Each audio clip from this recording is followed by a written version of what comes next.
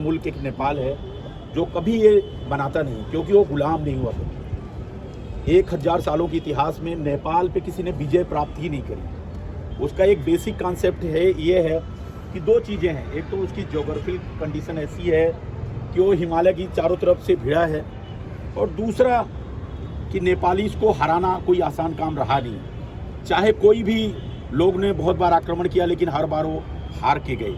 तो 15 अगस्त और 26 जनवरी जैसे या कोई दूसरे दिन का पर्व नहीं मनाते, क्योंकि वो गुलाम ही नहीं हुए और हम गुलाम हो गए। और हमारी गुलामी की दास्ता 1627 से चालू हुई, जब अंग्रेज़ों को ऐसा लगा कि अब हमें यहाँ पे आना चाहिए, व्यापार करना चाहिए, इनके बहुत सारे पैसे हैं इन लोगों के पास, उसको देखना चाहिए। तो जहांगीर के शासनकाल में 1627 में अंग्रेज पहली बार इंडिया आए, और जहांगीर काल से जो चला वो प्लासी का युद्ध जो 1763 में हुआ, उससे अंग्रेज़ों ने पूरे इंडिया में फतह कर दी, पूरे इंडिया में।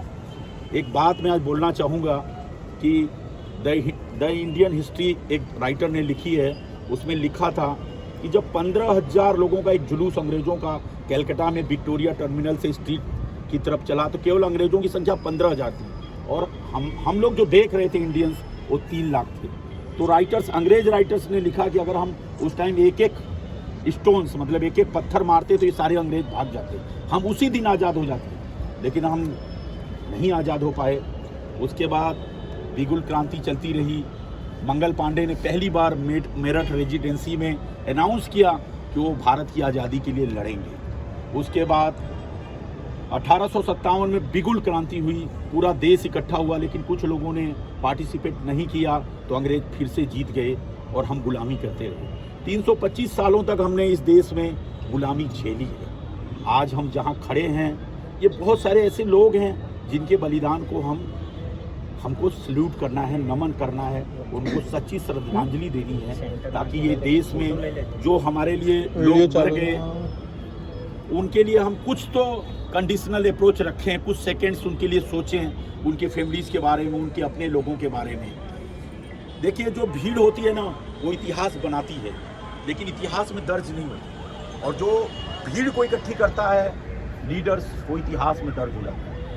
एक 1857 से ये डाटा है, ऐसे ऑफिशियल नहीं है, लेकिन अनऑफिशियल है कि 30 लाख लोगों ने इस आज़ादी की लड़ाई में अपनी शिरकत करी। 130 सालों में 30 लाख लोग जान गंवा दिए, और जिनका कोई ऑफिशियल डाटा नहीं है। आज हम उनके लिए कुछ तो अच्छी बातें सोच सकते हैं, कुछ अच्छे 4 सेकंड्स उनके लिए सोच सकते हैं कि आज जो इतिहास में भी दर्ज नहीं है, लेकिन उन्होंने अपनी जान गंवा दी। ये मनाने की हमें ज़रूरत पड़ी क्यों?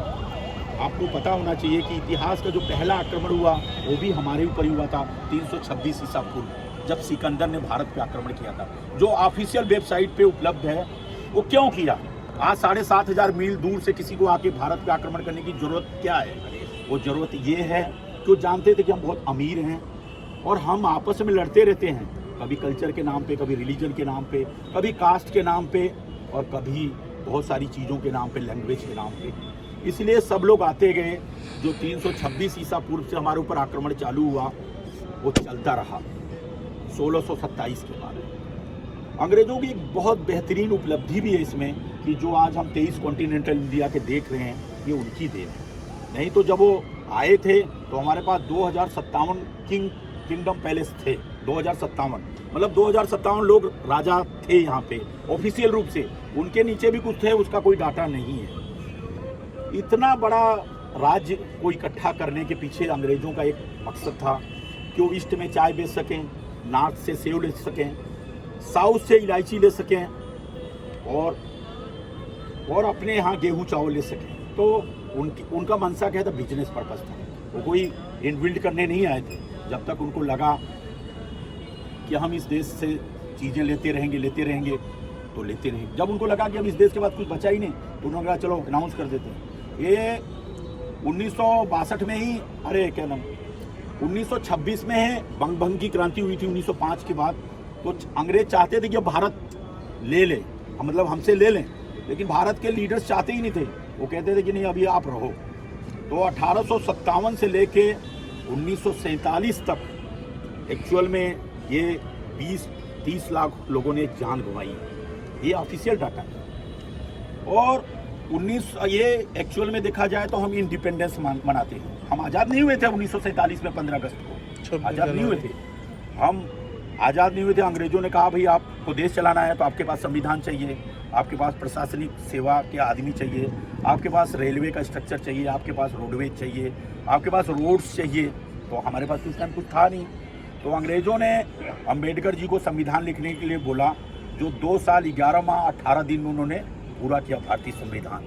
और उसके बाद संविधान लिखा गया, कांग्रेस कमेटी के साथ समझौता हुआ।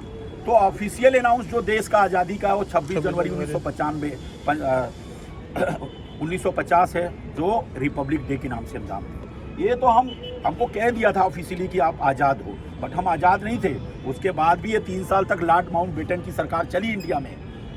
लॉर्ड माउंटबेटन यहाँ का आखिरी वायसराय था जो इंग्लैंड का, उसकी सरकार चली। हमने कभी सोचा ही नहीं कि हम क्यों ऐसा कर रहे हैं। इंडियन हिस्ट्री की एक बुक है जिसमें लिखा गया 1 इज़ बेटर देन 100। अंग्रेज कमेंट्स मारते थे जब कोई इंडियन आता था ना, तो उस पर कमेंट्स मारते थे कि 1 से बेहतर 100 है। तो बहुत सारे इंडियंस को समझ में ही नहीं आता था कि 1 से बेहतर 100 कैसे, 100 तो ज़्यादा है। तो वो बोलते थे कि हमारी एक इंग्लिश आपके 100 लैंग्वेज पर भारी है। हम इंग्लिश बोलते हैं तो आपको हिंदी या गुजराती या मराठी छोड़ के अंग्रेजी बोलनी पड़ती है, आपकी मजबूरी है। आज उनके अच्छे काम देखिए कि पूरे 7 कॉन्टिनेंट हैं वर्ल्ड में, एक में कोई आदमी नहीं रहता, अंटार्कटिका में, बाकी 6 कॉन्टिनेंट में आदमी रहते हैं। 201 देश ऑफिशियल हैं, बाकी और अनऑफिशियल कितने बनेंगे वो तो पता नहीं। अभी फिलहाल 201 कंट्री है। 201 कंट्री में अगर अंग्रेज जाएगा तो इंग्लिश बोलेगा और उसके लिए उस कंट्री के लोग इंग्लिश बोलेंगे। और हम अपनी 100 लैंग्वेज को पूरी दुनिया में कहीं नहीं पहुंचा पाए। इवन आज हमारी ये जो इतनी लैंग्वेजेज हैं वो एक दूसरे स्टेट से तीसरे स्टेट में, चौथे स्टेट में नहीं बोली जाती। मैं एक चीज़ और बोलना चाहता हूँ कि भारत से लगभग 3 गुना से भी ज़्यादा अमेरिका बड़ा है, फिर भी उसकी कंडीशनल अप्रोच है कि वहाँ पे एक लैंग्वेज चलती है, इंग्लिश और अमेरिकन। और इंग्लिश अमेरिकन में बहुत ज़्यादा डिफरेंस है ही नहीं, बहुत माइनर डिफरेंस है, केवल ग्रामेटिकली।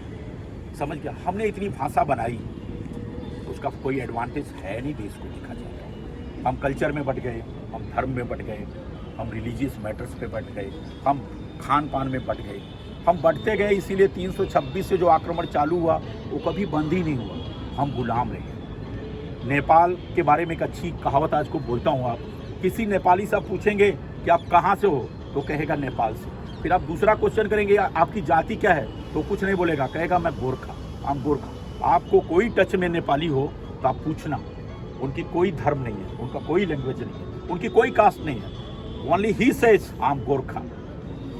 तो ये पावन बेला पे, जो कि हमारे त्योहारों से भी बड़ा त्यौहार है आज 15 अगस्त, हमें कुछ अच्छी सबक लेनी चाहिए। एक डाटा और मैं बताता हूँ आपको, 2018-19 का है कि रेलवे 1200 करोड़ रुपए खर्च करती है केवल गुटखा खा के थूकने वालों को, प्लेटफार्म से 1200 करोड़ रुपए खर्च करती है। ये लीगल डाटा मौजूद है। तो हम कम से कम इस अच्छे पर्व पे ये तो सोचें कि हम गुटखा खा के कंपनियों को गंदा न करें। ये कंपनी क्या है? आपकी प्रॉपर्टी है। ये रोड क्या है? आपकी प्रॉपर्टी है। ये सड़क क्या है? सारी चीज़ें आपकी प्रॉपर्टी हैं। ये इंडियंस की हैं। वी आर इंडियंस, हम भारतीय हैं। और हमारे भारतीय होने की एक ही कंडीशनल है कि हम इंडियंस हैं, उसके बाद कोई अप्रोच नहीं है हमारे पास। और हम कुछ अच्छी चीज़ें ले और भी सीख सकते हैं कि हम अपने 10 मेंबर्स को बोलेंगे भाई आप गुटखा छोड़ो, गंदगी मत करो। 1200 करोड़ रुपए, आज हम 450 करोड़ रुपए की इस कंपनी में बैठे हैं जो 3000 परिवारों को रोजगार देती है। 3000 परिवारों से मैं मानता हूं कि 5 लोग जुड़े हैं तो 15000 लोग हमसे जुड़े हैं। और मैं ये भी चाहता हूं कि जेड ब्लू के ये पूरे परिवार, हर 10 परिवार को ये बोले कि जेड ब्लू का कपड़ा खरीदिए आप, कम से कम, तभी ये कंपनी भी आगे आएगी। आज मुसीबत में कौन आपके साथ खड़ा रहता है? Z blue. आप किसकी कंपनी में आते हैं? जेड ब्लू में। किसका कपड़ा बनाते हैं? जेड ब्लू का। तो हमारा एक नैतिक धर्म भी है कि इस कंपनी में हर आदमी कम से कम 10 लोगों को जोड़े ताकि ये कंपनी और आगे जाए। जैसी कंपनियां आगे जाती हैं तो फैसिलिटीज और बढ़ती जाती हैं क्योंकि सेठ को अच्छा लगने लगता है। और मैं चाहता हूं कि कुछ चीज़ें और मैं आपको बताना चाहता हूं, 2 मिनट और आपका लूँगा, कि जो इलेक्ट्रिसिटी है वो राष्ट्र की है, पावर, पानी वो ईश्वर का है, हवा ईश्वर का है। इलेक्ट्रिसिटी इसलिए राष्ट्र का बोला क्योंकि वो राष्ट्र जनरेट करती है। और आज बहुत सारी चीज़ें आ गई, जैसे सौर ऊर्जा आ गया, आप देख रहे हो, इन्वर्टर आ गया, बैटरी आ गया, बट ये 100 हार्स पावर की मोटर कभी नहीं चला सकते। ऐसी कोई टेक्नोलॉजी नहीं हुई कि 100 हार्स पावर का मोटर चला दें, चाहे कितना ही आगे चले जाएं। तो हमें इलेक्ट्रिसिटी को भी बचाना है देश से। आप अगली जनरेशन को देना चाहते हैं ना कि ये पानी अच्छा है, ये हवा अच्छी है, ये इलेक्ट्रिसिटी है, पेड़ लगाएं आप, अच्छे काम। कुछ तो हम आज प्रतिज्ञा लेके जाएं कि हम 5 ही पेड़ लगाएंगे। हमारे पास लैंड नहीं है, हम किसी दूसरे में लगाएंगे। और भाई जितना इंडिया है वो सब अपना ही है, सब लोग अपने ही हैं। और हम चाहते हैं कि आप लोग कुछ तो अच्छी चीज़ें आज हर आदमी अपने दिमाग से लेके जाए, जो अच्छा कर सके। कोई ये सोचे कि मैं आज बिजली बचाऊंगा राष्ट्र के लिए, तो बिजली बचाए। कोयला और पानी और पेट्रोल और डीजल ये केवल ऑफिशियल वेबसाइट पे 60 साल के लिए अपने पास स्टॉक है पूरी दुनिया के पास। तो आप कम से कम आप छोड़ना तो चाहेंगे कि 60 साल बाद ये अपनी जनरेशन को आप दे सकें। आपको ज़रूरत हो 2 गाड़ी रखने की ज़रूरत है तो एक ही रखिए, एक पे शेयर करिए, 2 जन आइए। पेट्रोल देश का है, राष्ट्र का है, उसको बचाइए। और 15 अगस्त की जो ये पावन बेला है, इस बेला पे मैं सभी लोगों से ऐसा गुजारिश करूंगा कि हम लोग जेट